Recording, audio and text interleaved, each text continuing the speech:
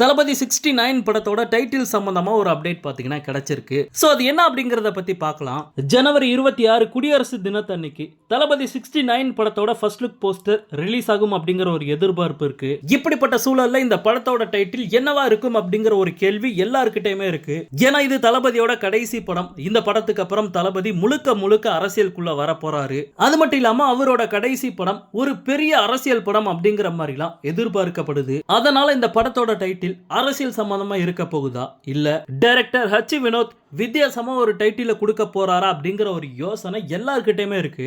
இப்படிப்பட்ட சூழல்ல இந்த படத்தோட டைட்டில் இதுதான் அப்படிங்கிற மாதிரி லேட்டஸ்டா ஒரு அப்டேட் பாத்தீங்கன்னா கிடைச்சிருக்கு. ஆமா நண்பா, தளபதியோட கடைசி படத்தோட டைட்டில் நாளைய தீர்ப்பு அப்படிங்கிற மாதிரி சொல்றாங்க. நம்ம எல்லாருக்குமே தெரியும் தளபதியோட ஃபர்ஸ்ட் படம் நாளைய தீர்ப்பு அப்படின்ட்டு. சோ தன்னோட ஃபர்ஸ்ட் பட டைட்டில கடைசி படத்தோட டைட்டிலாவும் தளபதி செலக்ட் பண்ணி இருக்கிறதா சொல்லப்படுது.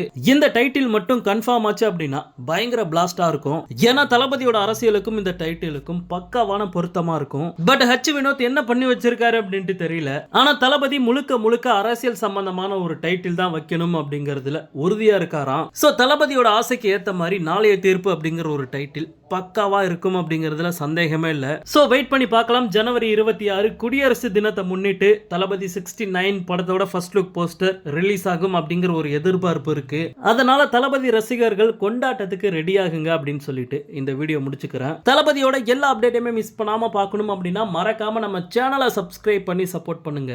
தேங்க்யூ.